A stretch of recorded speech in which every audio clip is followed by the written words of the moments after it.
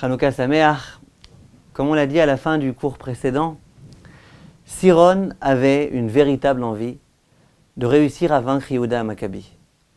Il s'est dit, si vraiment j'arrive à le vaincre, ce Yehuda Maccabi légendaire là, qui est tellement puissant, qui a déjà réussi à intimider, à vaincre tellement de soldats puissants, tout le monde dira que vraiment je suis le plus fort du monde. Tout le monde ne parlera que de moi. Tout le monde saura combien je suis puissant. Il faut absolument que j'aille. Il a pris toute son armée. À nouveau, c'était une armée très puissante. Et ils ont commencé à se diriger dans la direction de Yehuda Maccabi. Yehuda Maccabi a entendu. Il y a des gens qui sont venus lui dire, tu sais, il y a l'armée de Siron qui vient et qui veut se battre contre toi. Yehuda, en n'ayant peur de personne, prend toute son équipe, tous ses soldats entre guillemets, et commence à se diriger aussi dans cette direction-là. Toute la nuit, ils avancent, ils avancent, ils avancent, ils avancent. Le matin, ils voient au loin l'armée de Siron. Une armée grande, gigantesque, tellement de soldats. Il y en a qui se sont adressés à Yehuda et qui lui ont dit, mais Yehuda, comment on va faire? Ils sont trop puissants. Comment on va réussir à les vaincre? Et Yehuda qui leur dit, écoutez, priez à Kadosh Baruch Hu. Hachem nous aidera et nous réussirons Bezrat Hachem à le vaincre. La guerre, elle appartient à Hachem. C'est lui le plus puissant. Ne vous faites guère de soucis. Siron et toute son armée ne se doutaient pas du tout que Yehuda venait. Ils n'étaient pas du tout prêts. Et à un moment donné, Yehuda et tous ses soldats, entre guillemets, surgissent et ils commencent à tuer. Ils tuent. Dès qu'ils voient quelqu'un face à eux, paf, paf, paf, paf, paf, paf, paf, paf. Et en quelques minutes ou en quelques heures, ils ont réussi à vaincre, à tuer des centaines et des milliers de soldats. Les soldats qui restaient, ils étaient en panique, ils s'enfuyaient. Ils avaient tellement peur de ce Yehuda Maccabi et de ses autres amis. Bien évidemment, tout le monde a eu extrêmement peur. Extrêmement, extrêmement peur. Tous les Grecs se sont dit, mais comment ils font? Ces hommes-là, pendant tellement d'années, ils étaient enfermés dans des grottes. Ils n'avaient pas suffisamment de quoi manger, de quoi boire. Ils n'ont même pas de véritables armes. Comment ils font pour se battre avec tellement de force? Et en plus, ils l'emportent. Et voilà que Bagris, c'était le chef d'état-major, vient voir Antiochus. Il lui dit, qu'est-ce qu'on fait? Qu'est-ce qu'on fait? Ces juifs-là, ils sont extrêmement puissants. Alors, bien évidemment, il n'a pas voulu reconnaître que cette puissance leur provenait de Dieu. Il dit, mais ils sont puissants, et ils sont courageux, et ils vont se battre, ils ont une force phénoménale, ils ont une force légendaire. Qu'est-ce qu'on va faire? Qu'est-ce qu'on va faire contre eux? Et Antiochus dit, c'est vrai? Quoi, c'est vrai? Mais bien sûr, c'est vrai. Ils sont 5, une dizaine d'hommes comme ça, et ils réussissent à vaincre des milliers de soldats. Et Antiochus n'en revient pas. Il dit, alors quoi, il n'y a rien à faire? On ne peut rien faire contre eux? Trouvez-moi un conseil, trouvez quelque chose. Il faut qu'on fasse quelque chose. Et à ce moment-là, l'un des conseillers qui était là-bas a pris une décision. Et il lui dit, il faut qu'on fasse une coalition mondiale. Que le monde tout entier se mette contre ce Yehuda Maccabi et ses frères. Si le monde tout entier se met contre eux, le monde, toutes les puissances mondiales, alors là, peut-être qu'on réussira à les vaincre. Il faut absolument donc qu'on fasse cela. Et voilà comment, dans tout le pays de Antiochus, il y a eu énormément de lettres qui ont été envoyées. Dans les lettres, il y avait écrit « Préparez-vous, préparez-vous, que tous les soldats viennent, que toutes les personnes qui ont des armes viennent, que tous les policiers viennent. On va maintenant se battre contre l'ennemi le plus dangereux, le plus puissant, Matityahu, Kohen Gadol et ses enfants. Préparez-vous. » Et ils ont commencé à préparer leurs éléphants. Ils avaient des éléphants de combat. À l'époque, on se battait avec des éléphants extrêmement, extrêmement puissants. Vraiment gigantesques. Ils les ont préparés, eux aussi, au combat. Ils les ont vêtus de leur armure, de sorte à pouvoir se battre. Et voilà comment. Toute une armée vraiment gigantesque, innombrable, commence à se diriger dans la direction d'Eretz Israël.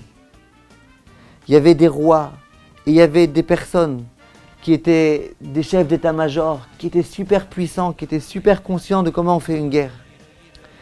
Et voilà qu'ils arrivent en Eretz Israël, Eretz HaKodesh. À cet endroit-là, il y en a qui disent « Allez, rapidement, tuez tous les juifs que vous rencontrez ».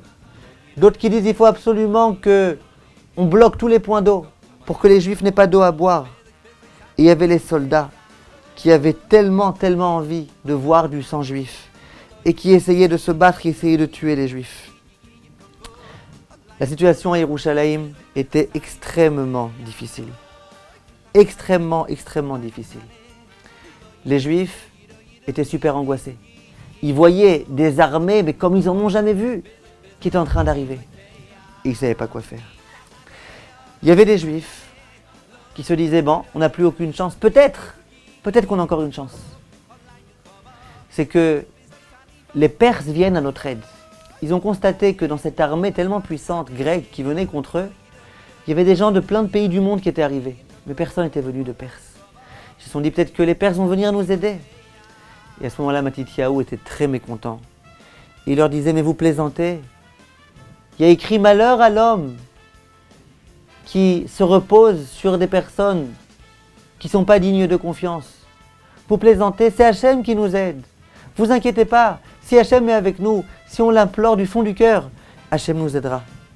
Et immédiatement, Matityahu a demandé aux Juifs qui retirent leurs vêtements et qui s'habillent en des vêtements peu honorables, dans des vêtements de deuil comme ça, des vêtements qu'on a l'habitude de mettre au moment où on veut prier à Kadosh Baruch Hu, où on veut faire preuve d'humilité. Ils se sont rendus à Mitzpeh Gilad. Mitzpeh Gilad, c'est un endroit dans lequel, à de nombreuses reprises, les Juifs ont prié et ont imploré, ont sollicité la miséricorde divine lorsqu'ils en avaient besoin. Ils ont été là-bas et ils ont prié de toute leur force. En attendant, il y a l'armée grecque, cette armée mondiale là, qui commence à se diriger dans leur direction. Les Maccabim, à nouveau, ont sonné du chauffard.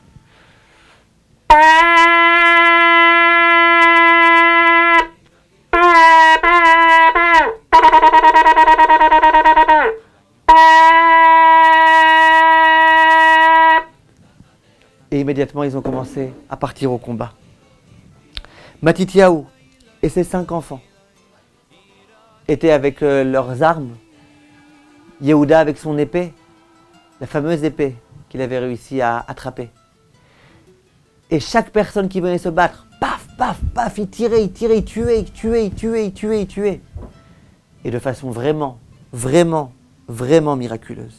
Vraiment miraculeuse. Ils ont réussi à l'emporter. Ces 5 hommes-là, ils ont réussi à l'emporter.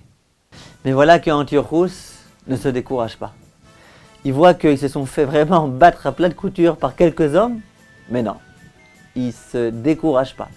Il dit cette fois-ci on va venir avec des gens encore plus nombreux, avec des gens encore plus forts. Et voilà qu'il réunit 40 000 soldats cette fois-ci. 40 000 soldats et 7 000 cavaliers. Soldats sur des montures extrêmement grandes, extrêmement puissantes. Et ils viennent pour essayer de se battre contre les Juifs. Les soldats sur leurs chevaux comme ça, avec toute leur hégémonie, avec toute ce sentiment-là de supériorité. Ils disent on va se battre contre 5 hommes. Mais pourquoi on a besoin d'être tellement nombreux pour se battre contre 5 hommes? C'est pas ridicule. On est tellement nombreux qu'il n'y a pas assez de terre en Israël, il n'y a pas assez de sable pour qu'on puisse chevaucher sur ce sable-là. Et il parlait comme ça, avec tellement de présomption, tellement d'orgueil. Mais Antiochus lui était conscient. Antiochus, partout où il pouvait, il demandait à d'autres soldats de venir s'associer. Il connaissait le danger. Et voilà que ces soldats se sont dit, bon, de quoi vous voulez qu'on ait peur? Vous voulez qu'on ait peur de leur Dieu? Ils ont pris à ce moment-là du sang de porc et ils l'ont mis sur leur corps. Et ils se sont dit, si jamais ce Dieu veut venir nous tuer, il va envoyer ses anges. Mais ces anges jamais s'approcheront de nous, jamais ils nous toucheront. On a sur nous du sang d'un animal qui est impur. Hein? Alors, qu'est-ce que vous pensez? Vous pensez que peut-être leur Dieu Il va envoyer un Maboul. Il s'est déjà engagé à ce qu'il n'enverrait jamais de Maboul. Alors qu'est-ce que vous pensez? Vous pensez qu'il va envoyer quoi? Des ours? Des serpents? Mais nous on est comme ça là sur nos éléphants tellement haut. Du haut là de nos 5 mètres de hauteur, vous pensez vraiment que les ours pourront faire quoi que ce soit? Impossible! Rien du tout! Lorsque Yehuda a entendu que ces armées-là, tellement fortes, venaient, à nouveau il a réuni le peuple juif. À nouveau, ils se sont mis à prier. Et à ce moment-là, lorsqu'ils ont vu arriver cette armée, ils étaient vraiment angoissés. Parce que c'était une armée, on voyait que c'était une armée professionnelle. C'était pas juste des hommes qui venaient pour se battre. On voyait professionnels, avec des éléphants gigantesques. Sur les éléphants, il y avait une petite cabine comme ça dans laquelle il y avait une dizaine de soldats sur chaque éléphant. Et puis on les voyait avec des arcs à flèches. On voyait vraiment qu'ils étaient prêts au combat.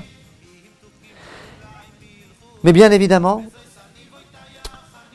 Matityahu n'a pas eu peur. Et Matityahu leur a dit, écoutez, chers amis, il ne faut pas avoir peur. Akadosh Baruch Hu est avec nous.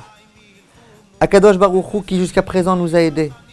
Akadosh Baruch Hu continuera à nous aider. Et voilà que lorsque Yehuda a prié Akadosh Baruch Hu de toutes ses forces, à ce moment-là, les Kohanim à nouveau ont sonné du shofar. C'était la preuve qu'une grande guerre allait à nouveau débuter. À demain, Bezrat Hashem, Chanukah Sameach.